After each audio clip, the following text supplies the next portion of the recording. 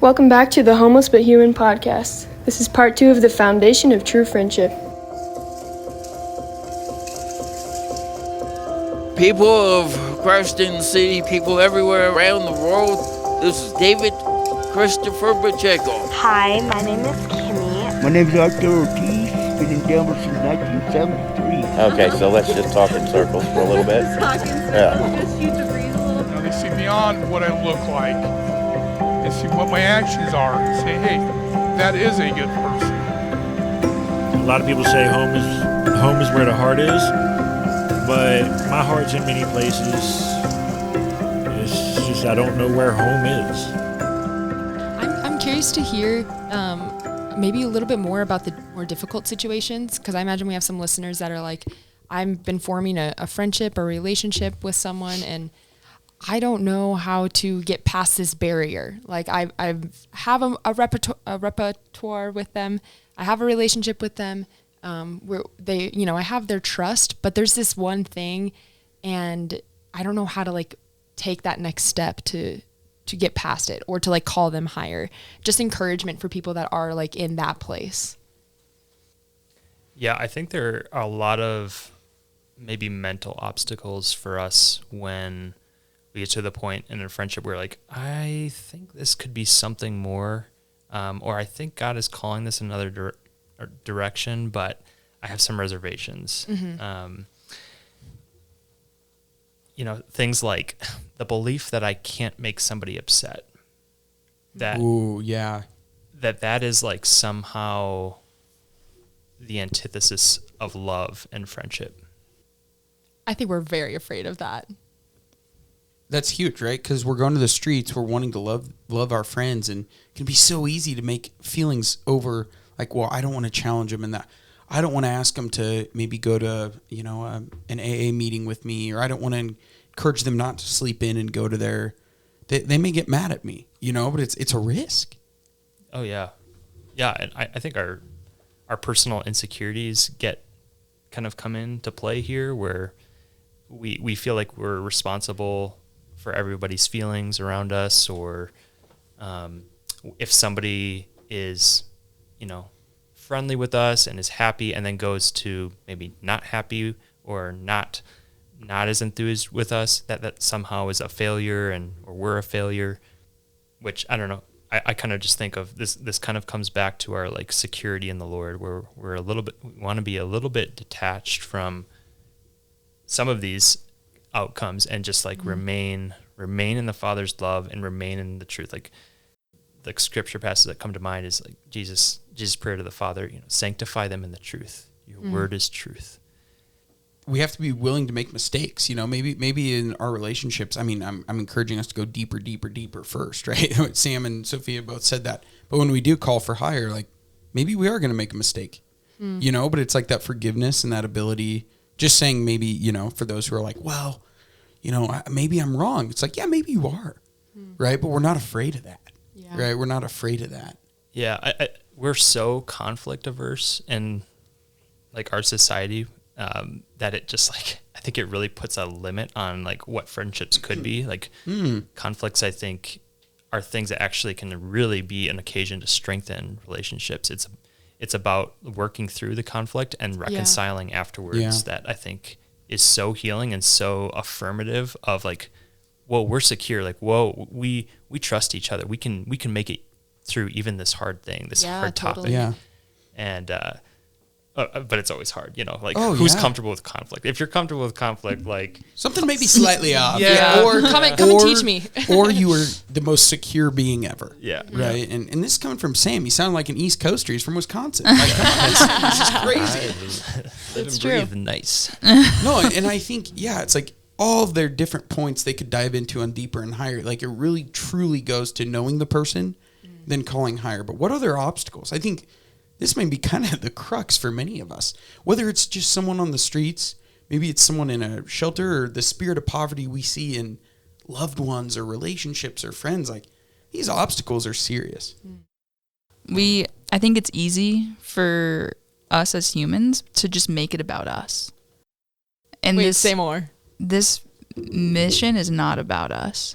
I remember when I I must have been a second year or first year, but one of the guys in my community got up and he was just like, this mission is not about you. He was like, our friends are on the street. Yeah, they might remember your name and they might remember who you are, but next year there's going to be another crew of gray shirted people, and they're going to be loving them, and they might like not really remember who you are. They're going to remember that you loved them. And I think we were all kind of shocked. We were like, who are you telling us this right now? And there was truth in it. It's like, it's not about us being liked on the streets. Like, our reputation is not the goal of this ministry. This ministry is about being Christ to the poor. And as soon as we take pride in making it about us, it just goes out the window. Yeah. It's not worth it. And on the flip side, Christ, like, his reputation remains. Yeah. You know, if we are doing a ministry within the name of Jesus and we are being like him, we are being Christians on the street, that people will remember that. And that's why, like, we do get the street cred, you know? Yeah. I was just at the shelter last week, and I met a friend who, she saw the Christ in the City on my chest and just broke down and started crying because she recognized, she said, Christ in the City, I know you. Like, and she's just started listing off past missionaries and staff and, you know, people that she had gotten close to, but she just gave me the biggest hug. And I hardly knew her. I think I met her maybe one other time, but she remembered, you know, and it was just such a beautiful moment of, I did nothing. And like, I'm receiving some, you know, gift right now in this hug, in this embrace. And that didn't even come from any work that I did. That was, and I think that's a great point for our missionaries. That it's not about you. Right. But I think the missionaries have to detach themselves from any success or any failures that happen on the streets. Which is a hard thing to do because they are the ones personally loving the person in front of them. But all love has to come from God. So I think it's definitely something that the missionaries get to wrestle with. One thing that helped me when I was a missionary and to this day is this simple examination of conscience of like, do I think I love this person more than God, more than our Mother Mary? And if the answer is yes, then I'm responsible, right? Like if it's like, can the Lord take care of this person better than I can, right? It's in the same vein. If the answer is no, then it's on me. But I think when we actually ask that question, we realize, I'm kind of lying. I think I am far more powerful than what I actually am. Totally. Right? It's like this huge gut check. And when I realized that on the streets, changed my entire ministry. Before that, I felt so much pressure, nervousness, like, you know, it's and then that happened. I have to make the right move. I have to say the right things. And it's like, what's the Lord's? Yeah, I like how for you there, like, you had to like return to your love and your recognition of God, which I think where genuine charity is really coming into play.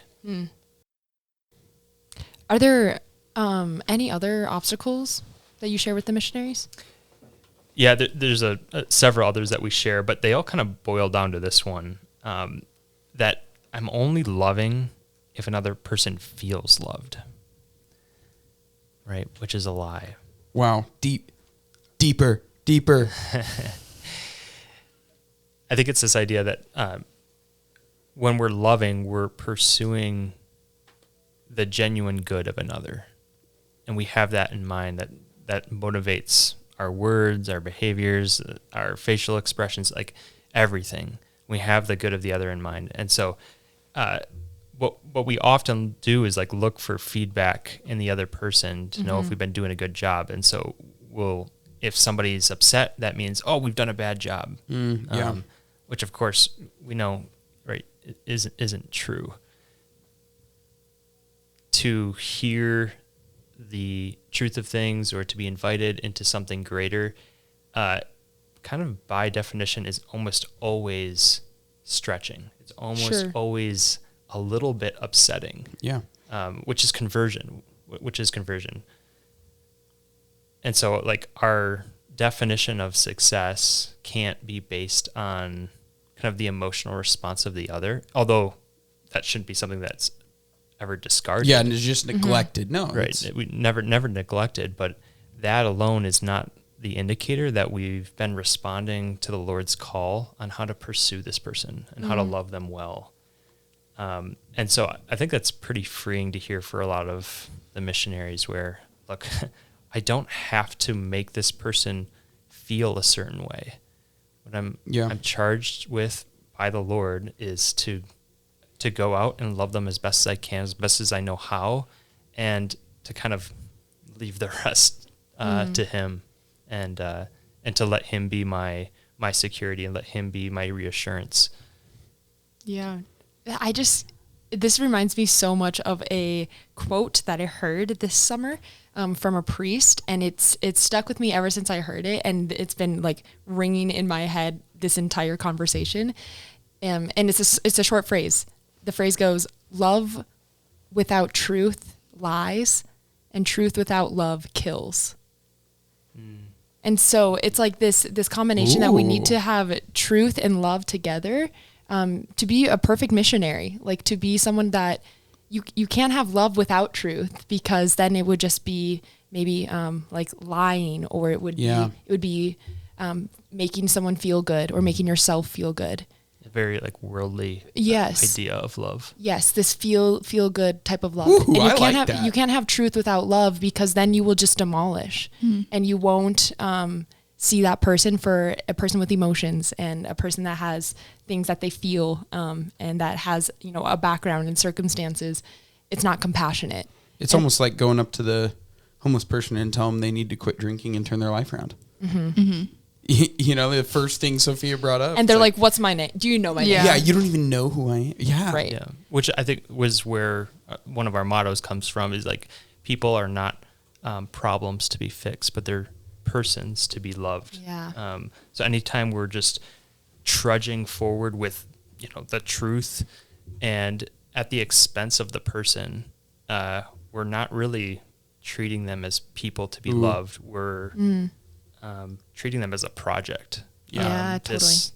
This thing, or that I have to, change their mind or opinion on, or this like moral dictate, this object of moral dictate that I've been given by God, or something like that. Yeah. So it's I love what you said, truth and love together. Yeah. So how you were giving these points to the missionaries, these obstacles, how are you sending them out? Like, how do you leave this conversation and encourage them to take this to the streets? Just go. Like, we give you the green light to mess up. We give you the green light to like bomb your relationships. Like, if you feel like you're going deeper with a friend and you decide to go about calling them higher and they don't respond well to it, and they just don't look at you and they don't want to talk to you, like, remind them that it's okay. Like, you will continue going out to the streets. You'll continue acknowledging them. They may not want to look at you or talk to you or breathe the same air as you, but you will still like give them a little wave, and you'll do that 100 times. And then maybe eventually they will want to come back around and pursue friendship again. And if they don't, they don't. So we give them all these green lights. But you did what you could. Yeah. Right? It's like we are in charge of our actions. We are not in charge of how someone receives those. It's important. It must be properly ordered. Like, we're not, we're not just, a monkey with a machine gun and being like, hey, I'm just going to fight. No, it's like, the goal is not to blow up your relationships, but we not shouldn't the goal. let conflict or maybe upsetting someone's feelings a little bit prevent us from kind of being bold in our friendships. Yeah. This kind of came out in a real way for me recently at the jail. We send missionaries out to go visit with inmates on Friday nights, and I'll go with them sometimes. And there was a man there. He had just had twins, like his wife had just had twins ago, but he had not met them or seen them because he was in jail. And the big reason behind being imprisoned was his addiction to alcohol. And so he was kind of describing all of this and how upset and distraught he was that he wasn't seeing his kids, but then also just trying to reconcile with the fact that I'm still addicted, and I'm using in jail, and I'm going to use when I get out. And Yeah, for me, it was like a challenge of how do I show this guy that I hear him and that, I've got a lot of like sympathy and empathy and like, that sucks. I hear you. But also like, man, like I have kids too. And like, that would kill me if I wasn't seeing them. You got to sober up, man. Like, yeah, like they need you. Like, go for it. Like, you got to get in a program. And so it was this beautiful like conversation of not only acknowledging where he was, but it was like, hey man, you got to get your stuff figured out. You got to go see them. And he's like, yeah, I know. And he received it really well, but that totally could have blown up. Sure. He could have cussed you out. I mean, and that's the risk. Mm-hmm. But he knew you loved him, right? Yeah. Like, and Sam didn't share the background of like how much he talked, whatever. But it's so clear that you didn't just say that in your first 3 minutes of talking, right? It's like, no, that came after getting to know him. Doesn't matter how many times or whatever, but it's like you went deep first. Mm-hmm. Yeah, we give him the green light to just invest in a few people. The temptation can be like, oh, I gotta meet all these people on the street, and I gotta get to know all of them, and that's in any ministry, right? I gotta be everything to everyone, Mm-hmm.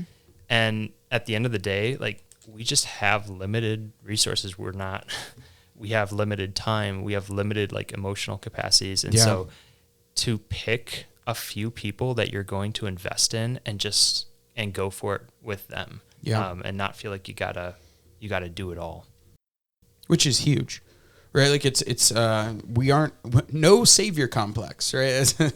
It's like this humility again.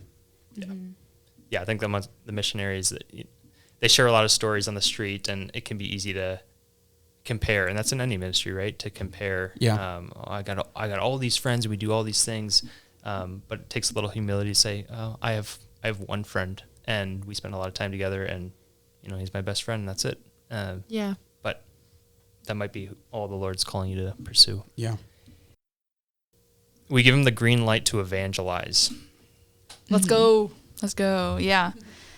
I think, the missionaries come in and they really understand that we're approaching ministry from this point of friendship. Like, we're not going out there to proselytize. We're not going out there to quote John 3:16. Like, we are going out there to build friendship. And the beautiful thing about going deeper with friends is a lot of times they are willing to listen to whatever it is we have to say. And even the things that are like going on in our personal lives and the things that are going on in our prayer lives. And so when we're telling missionaries, like, you know what, like, it is good and it is okay to evangelize. We're not saying like when they get here to do the missionary, we're not saying like never talk about God. But there's a difference between going out there and having the first thing be, do you know your Lord and Savior, Jesus Christ? That's different from building a relationship and on the streets and inviting someone to learn more about our personal relationships with Christ and the ways that we have been loved and fed and nourished by Holy Mother Church. And it doesn't have to come off as this super, stand on a soapbox with a picket sign evangelization. It's this kind of Pt.2 style evangelization of sitting down with someone and getting to know them and chatting and then being like, can I tell you about this thing that happened in prayer the other day? Or asking someone like, you've told me that you grew up this religion. Like, have you thought about praying again? Or when was the last time you opened up the Bible? Yeah. Like, what stake does this hold in your life? Mm-hmm. And there are very tactful ways that the missionaries figure out how to have those conversations, and they end up bearing a lot of fruit. Like, maybe the person doesn't walk to Mass with them and ask to join OCIA or RCIA immediately, but it starts putting in those seeds of, like, what does it look like to have a faith life? What does it look like to maybe start going back to church and asking the big questions of, like, what am I doing in this world? What is my purpose? Man, so when we talk a lot about, like, ways to serve the poor practically, it's like one of them we talk about is, provide soft foods, right? Because the poor a lot of times have dental issues. So it's like by providing a soft food, you showed you loved them. And I like to give the analogy of like, what's the best good you could think of giving someone on the streets? It's like maybe a steak, maybe an apple, right? And if you're to give this to someone, it's a total slap in the face. So you're not meaning to, but you're so excited, so zealous. You're like, I prepared you a steak, and they can't chew it. Here's an apple. What are they going to do with it? Right? It's like looking them in the eye and first seeing where they're at. And I think this evangelization one is just like that. It's like, what's the greatest good? Communion in the church, the Eucharist, a holy hour. What a foolish way to evangelize by starting with that. You know, and it's just like, I love this point of like, feel free to evangelize, but it comes after deeper, right? Like, it is not beating the poor with a Bible over the head, as some of them have told me, is not working on the streets and never will. Shocker. Yeah. I think it's helpful to expand our like view of what evangelization can mean. Yeah. At its most basic meaning, like evangelization just means witnessing the joy that's in you about something. Wow. So like what kind of creative and like authentic ways can you show others the joy that's in you and why it's there? Maybe it is like quoting scripture and like talking about what you're reading. Maybe it's jumping on a pogo stick and laughing and playing music. Like missionaries find all kinds of like funny and creative ways to do it. But I think we often find ourselves in a bind with evangelization. We have two dictates, one of the world and one from God. Like the one from the world, or the one from God is like, love God with all your heart and share him with everybody you meet.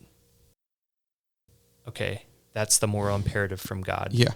The moral imperative from the world is like, don't share your beliefs that are like too personal to you. Like, don't try to like convince anybody of your religion. Don't try to change anybody's mind. Just like stay away from all of that. Qualify everything. So it sounds like only a personal opinion. Like, don't try to like get in too deep with other people's beliefs. Just like keep an arm's distance. And so we're in this bind where we go out and, when we're home, we're like, okay, Jesus is my everything. He's my love. He motivates everything I do. I receive him in the Eucharist. I go to prayer. But then when I go out, I don't want to offend anybody. Yeah.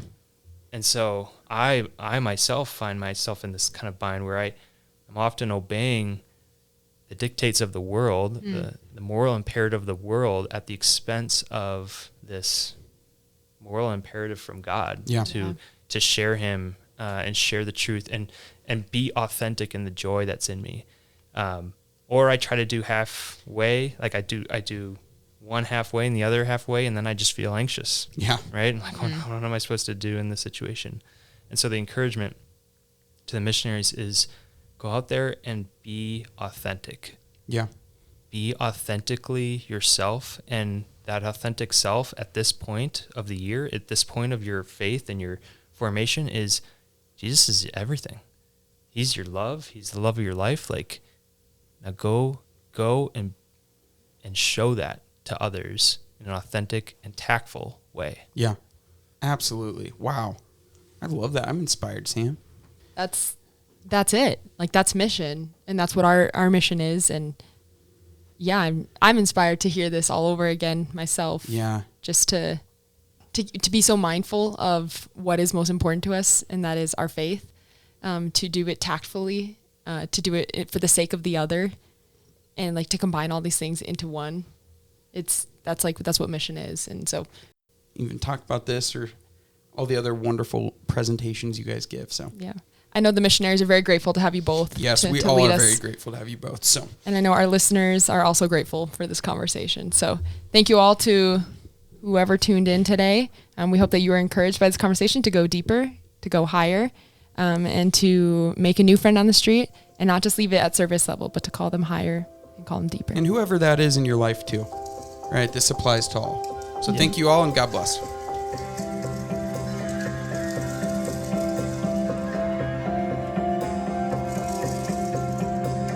Thank you for joining us on Homeless But Human today. In order to keep producing this content for you all, we invite you to consider joining our known and loved monthly giving community. This is one of the most impactful ways that you can join us on mission. Your monthly gift sends missionaries out to the streets day after day and helps us to continue recording and sharing our podcast. It's our vision that every city not only has soup kitchens and shelters, but communities. We're committed to helping the homeless know that they have a home in us. And what is home but a small taste of Christ's infinite love? Visit christinthecity.org and make a monthly gift today to join our known and loved community.